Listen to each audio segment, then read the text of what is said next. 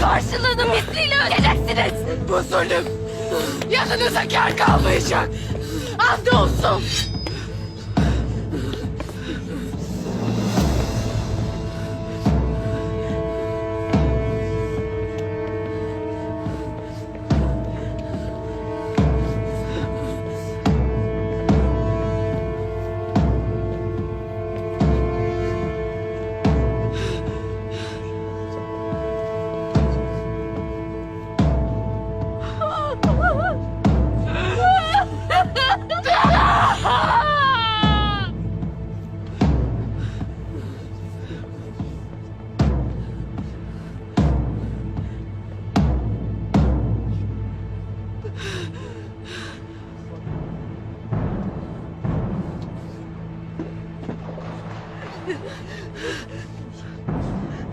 Güllert Bey!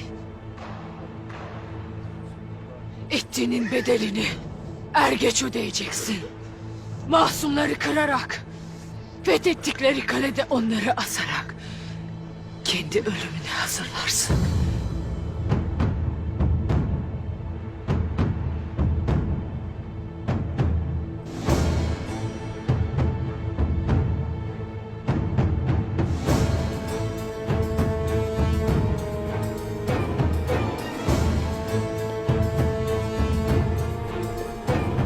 Bugün buraya sultanımızın canına kasteden hainlerin cezasını vermeye geldik.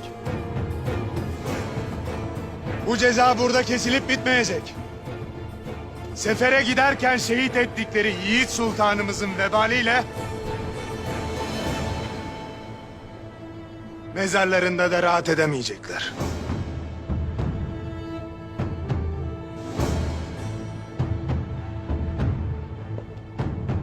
Arkalarında bıraktıkları obalara gelince, onlar da devletimize isyan ederse, onları da aynı şekilde cezalandırmaktan imtina etmeyeceğim.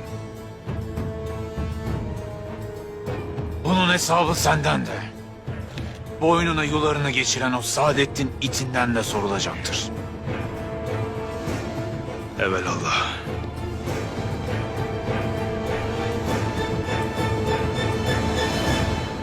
Gülat Bey, bir ölür, bin diriliriz inşallah. Bu yaptıklarınız yanınıza kâr kalmayacaktır.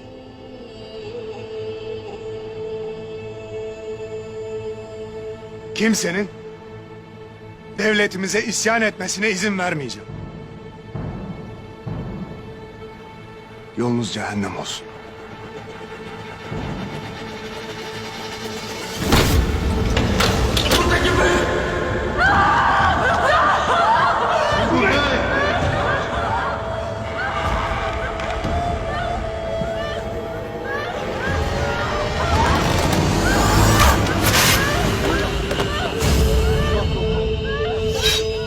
Kim yaptı bunu?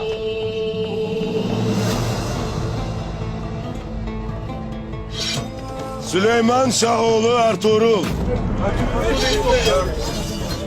Ertuğrul Bey'imiz. Beyim. Beyim. Ertuğrul.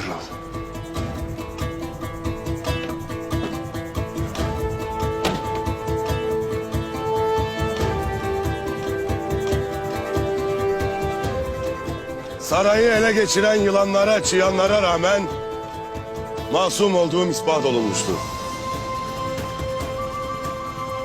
Sultan Gıyasettin Keyhüsrev'in verdiği hüküm benim ve kardeşlerimin masum olduğudur.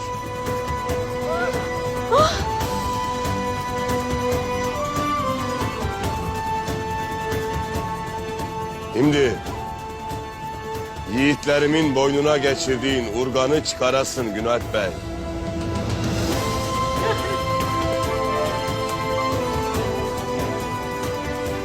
Seninle de sana yiğitlerimi öldürmeni emreden soysuzlarla da görülecek hesabım vardır.